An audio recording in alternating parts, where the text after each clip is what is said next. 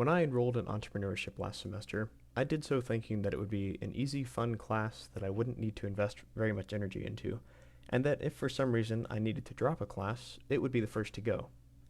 The only assumption that turned out to be true is that it was fun. My ideas of what entrepreneurship was were challenged quite early in the class. I brought with me a feeling that entrepreneurship was mostly done on a larger scale, that you needed a lot of experience, and in some ways, that you had to do it on your own. All of which turned out to be false more often than not. I think that some of these preconceptions came from what was modeled for me growing up. My dad's parents started a successful woodworking shop together. My mom's parents started a successful medical family practice, as well as doing some work in real estate on the side. And just a few years ago, my dad left his job to start his own business, which is also going well. These are all great examples to have in my life, and they help me to develop the assumption that someday I too will have a business of my own. Something that was common among these endeavors is that they were accomplished by people older than me. I think that this may have given me the idea that entrepreneurship was only for experienced and well-seasoned individuals. One of the first ideas covered in class was mindset, that being a fixed or growth mindset. The first time that I heard of this idea was in my 8th grade Algebra 1 class. The teacher drilled that idea into our minds, and I didn't do very well in the class, so the idea of a growth mindset ended up having a negative connotation in my mind. Partially thanks to this class, I would say that I've gotten over that hurdle since then. And a growth mindset would definitely be needed for this class. As stated earlier, I had some false preconceptions about entrepreneurship, and to do well in the course, I would need to draw on a wide variety of sources of information and be willing to change my mind on many ideas, that being what a growth mindset is all about. The class wasted no time, and we got into the material right from the beginning. I liked that. One of our earliest lessons was on what an entrepreneur was. A brief definition that we built on was that an entrepreneur was someone that recognized opportunity. It wasn't even specific to business. That definition was much more applicable than anything I would have come up with at the time. We talked about how entrepreneurship is a method, not a process, and that it is action-orientated. Off and on throughout the semester, we learned about different types of entrepreneurship, including social entrepreneurship, which I was the least familiar with. Its focus being very mission-orientated, with the goal of having an effect on society. Early on, we were also told that we would be giving 3 business pitches during the semester.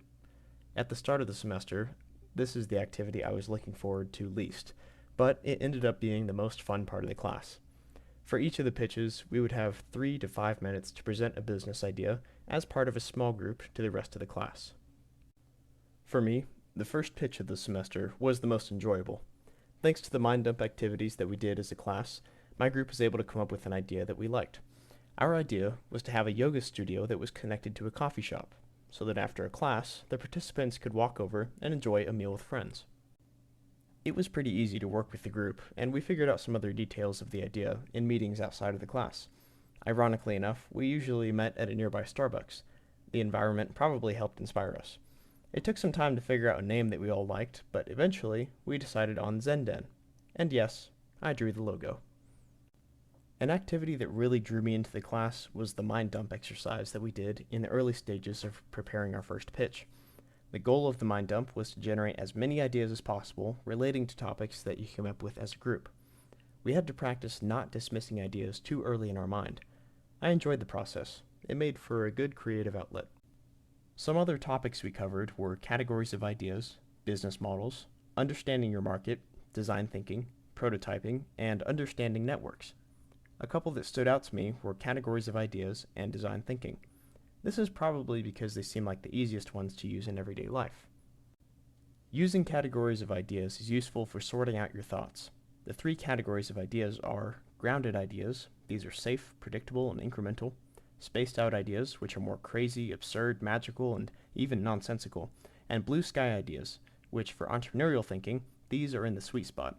Blue sky ideas are forward-thinking, novel, unique, a little risky, and thought-provoking.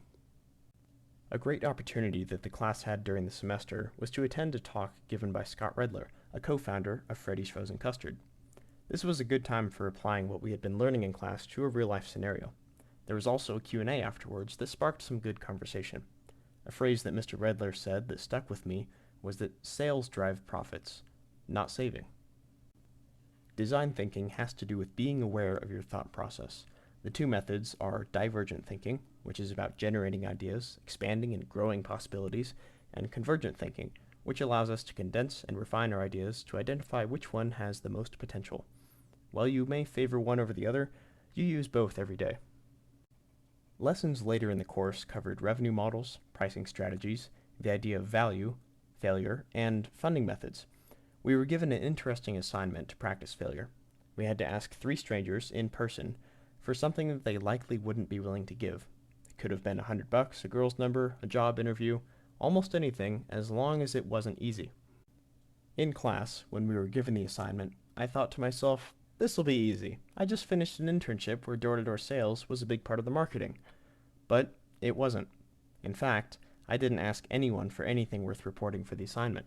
The thought that I might see them again after the interaction was a major roadblock. Obviously, I haven't fully adopted the entrepreneurial mindset. During the semester, what we learned did have an effect on my life outside of class.